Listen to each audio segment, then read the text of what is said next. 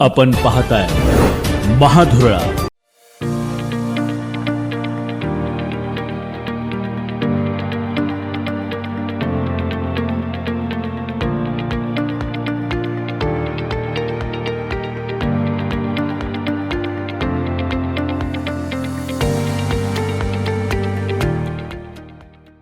नमस्कार, महाधुरळा यूट्यूब चॅनलमध्ये मी गुरुबाळ माळी आपल्या सर्वांचं मनापासून स्वागत करतोय। महापालिका निवडणुकीच्या पार्श्वभूमीवर राज्यात सध्या शिवसेना आणि भाजप या दोघांची युती करण्यासंदर्भात हालचालींना वेग आला आहे। यामध्ये राष्ट्रवादी पक्ष स्वतंत्र लढण्याची शक्यता आहे, कारण त्या 3 बैठका झाल्या, त्यामध्ये शिवसेना आणि भाजप या दोघांच्याच झाल्या। राष्ट्रवादी पक्ष या बैठकांना उपस्थित नव्हता।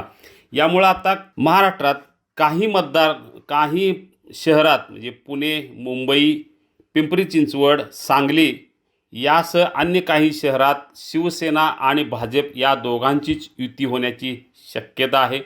राष्ट्रवादी पक्ष स्वतंत्र लढण्याची चिन्ह आहेत, पण कोल्हापुरात मात्र कोणत्याही परिस्थितीत राष्ट्रवादी आणि शिवसेना भाजप यांची युती होण्याची चिन्हे आहेत। नेमकं या संदर्भात राष्ट्रवादीचे शहराध्यक्ष आदिल फरास काय म्हणाले पहा। त्यानंतर असं जर झालं, आदिल फरास यांच्या मते जर तिघांची युती झाली तर कोल्हापुरात जागा वाटपाचा फॉर्म्युला नेमका काय असेल हे सुद्धा आपण आजच्या या व्हिडिओमध्ये पाहूया। धन्यवाद। आता पाहूया मूळ व्हिडिओ। कुठं अधिकृत आम्हाला कुठलीही बातमी नाही, परंतु कोल्हापूर महानगरपालिकेच्या संदर्भामध्ये जर बघितलं तर महायुती ही निश्चितपणानं होणार आहे। आमचे नेते आदरणीय नामदार हसन मुश्रीफ साहेबांनी वारंवार सांगितलेलं आहे की आपण महायुती सोबत राहायचं आहे। या जिल्ह्याचे नेते आदरणीय चंद्रकांत दादा पाटील साहेबांनी देखील सांगितलेलं आहे की आपण महायुतीने लढायचं आहे। आणि शहरातील लाडके आमदार ज्यांनी तिन्ही पक्षांना एकत्रित घेऊन विधानसभेमध्ये या ठिकाणी ही विधानसभा जिंकलेली आहे, ते राजेश क्षीरसागर साहेब यांनी देखील सांगितलेलं आहे की आपण महायुती म्हणूनच लढणार आहे। आमची महायुती अभेद आहे, आमच्यामध्ये कुठलाही हेवेदावे नाहीत, फक्त जागा वर खाली किती करायचं या विषयावर चर्चा सुरू आहे वरिष्ठ स्तरावर।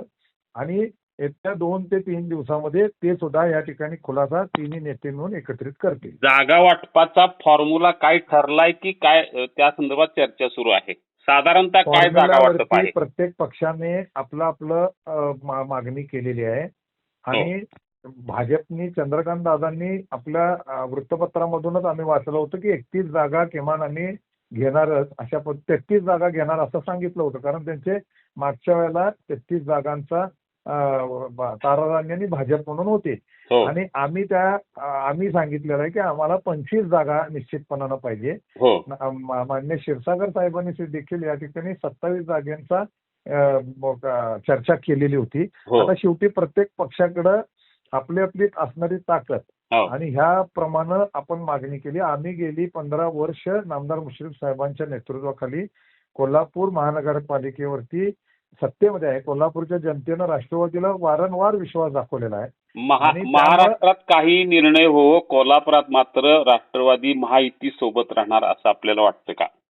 निश्चितपणानं कोल्हापूर महानगरपालिकेच्या निवडणुकीमध्ये नामदार हसन मुश्रीफ साहेबांनी सांगितल्याप्रमाणे आम्ही राष्ट्रवादी काँग्रेस पार्टी महायुती सोबतच लढणार। ओके, धन्यवाद। कोल्हापूर महापालिकेतील महाधुरळा आता पुढच्या आठवड्यात निश्चितपणे उडणार आहे। त्यामुळे आता महायुतीतल्या सगळ्या पक्षांनी एकत्र येत जागा वाटपा संदर्भात चर्चा सुरू केली आहे। पहिली प्राथमिक चर्चा झालेली आहे ती उच्च व तंत्र शिक्षण मंत्री चंद्रकांत दादा पाटील आणि आमदार राजेश क्षीरसागर यांच्यात युती होणार हे जवळजवळ या दोघांच्या एकूण बैठकीत निश्चित झालेलं आहे। अजूनही राष्ट्रवादी पक्षासोबत त्यांची बैठक झालेली नाही। ती बैठक होणार आहे ह्या 2-3 दिवसात नागपूरमध्ये। हिवाळी अधिवेशन तिथं सुरू आहे आणि सगळे मंत्री आमदार एकत्र आहेत, त्यामुळे ती बैठक तिथं होईल। आता प्राथमिक चर्चा झाल्या, या प्राथमिक चर्चेत नेमकं काय ठरलं आज आपल्याला सांगतोय।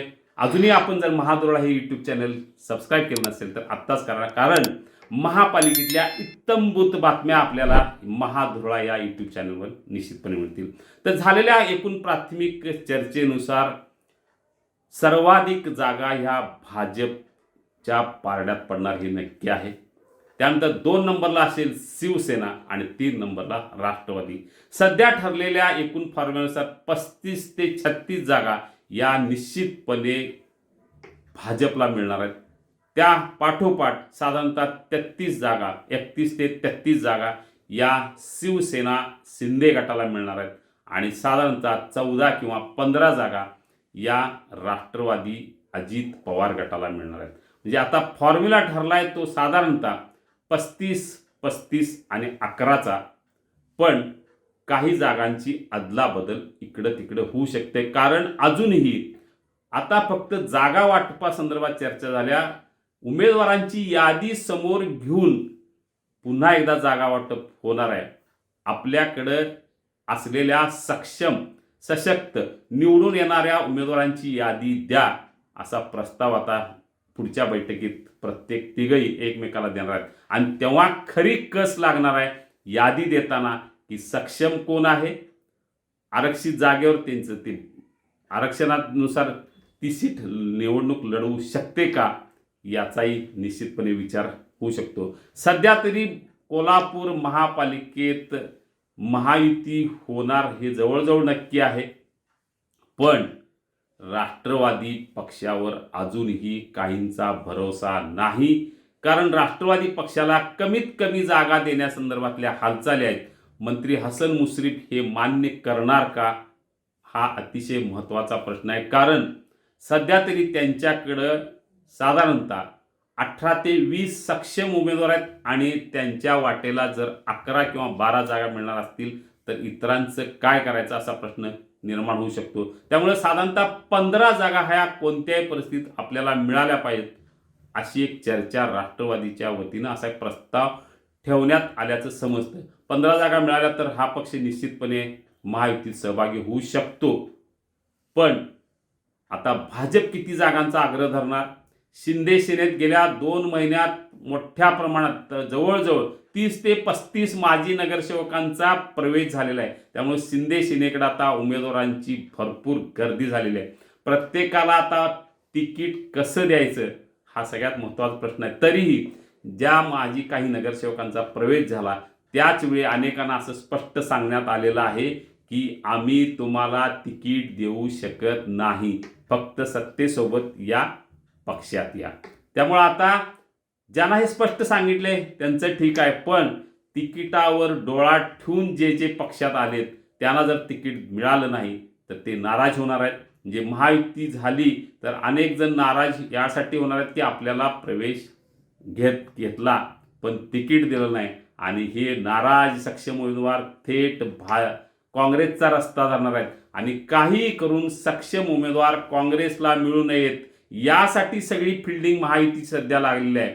एक वेळ स्वतंत्र लढावं लागलं तरी चालेल पण काँग्रेसला सक्षम उमेदवार मिळू नयेत यासाठी सगळी धडपड सुरू आहे. पण दुसरीकडे काँग्रेस शांत आहे, वाट बघते की यांच्यातल्या वादानंतर आपल्याला सगळ्या प्रभागात बहुतांशी प्रभागात सक्षम उमेदवार आपोआप मिळणार. मुळात काँग्रेसकडे सध्या अतिशय चांगले सक्षम उमेदवार अनेक प्रभागात निश्चितपणे आहेत आणि महायुतीतल्या नाराजीचा फायदाही काँग्रेसला होण्याची शक्यता आहे. उबाटा आणि राष्ट्रवादी शरद पवार गटाचा सध्या काही जागा आहेत त्यांच्याकडे सक्षम, पण त्यांच्या अपेक्षा फारशा नाही आहेत. सगळी भिस्त आहे ती आमदार सतेज पाटील यांच्यावरच. त्यामुळे या सगळ्या पार्श्वभूमीवर आता महायुती होणार, महायुतीतलं जागा वाटप होणार त्याची चर्चा सुरू झाली आहे. 35 पेक्षा अधिक जागा 35 ते 40 जागा ह्या निश्चितपणे भाजपला मिळणार. त्या काठोकाठ 30 ते 35 जागा या शिंदे सेना आणि 15 ते 16 जागा या राष्ट्रवादी पक्षाला मिळणार आहेत. प्रस्ताव गेलेला आहे 35-35 11चा, पण हा प्रस्ताव अंतिम नाही. यामध्ये 1-2 इकडं तिकडं होणार हे नक्की आहे. पण याच 1-2 ज्या जागा आहेत कमी जास्त होऊ शकतात, पण हा प्रस्ताव मान्य होऊ शकतो. नागपूर अधिवेशनाच्या दरम्यान नागपूरमध्ये या संदर्भात नेत्यांची बैठक होणार आहे. या बैठकीत या प्रस्तावावर शिक्कामोर्तब होणार नाही, पण किमान पॉझिटिव्ह चर्चा होईल असं एकूण संकेत आहेत. तशी चर्चा सुरू झालेली आहे. कळेल येत्या म्हणजे अधिवेशन रविवारी संपणार आहे. सोमवार नंतर सगळे नेते पुन्हा कोल्हापुरात परततील. मग दुसऱ्या फळीतल्या जे अभ्यासू दुसरी फळी जे आहे त्यांना सोबत घेऊन प्रत्येक प्रभागातल्या उमेदवारावर चर्चा होईल आणि तेव्हा मात्र निश्चितपणे तोडगा निघेल. तोपर्यंत सध्या चर्चा आहे ती फक्त आकडेवारीची, 33-33-15 की 35-35-11 याचीच चर्चा सुरू आहे. काही झालं तरी 30पेक्षा अधिक शिवसेनेला आणि भाजपला जागा जाणार हे नक्की आहे आणि उर्वरित जागा राष्ट्रवादीला. पाहूया आता नेमकं कुणाला किती जागा मिळणार, महायुतीतले नाराज उमेदवार काय करणार, जनसुराज्य शक्ती पक्ष काय करणार, तारणी आघाडी पक्ष काय करणार, या सगळ्यांचा निकाल लागेल पुढच्या आठवड्यात. तोपर्यंत आपण चर्चा करत राहू कोल्हापूर महापालिकेच्या एकूण राजकारणासंदर्भात. आपल्याला अशाच बातम्या हव्या असतील तर आत्ता सबस्क्राईब करा महाधुरळा यूट्यूब चॅनल. धन्यवाद.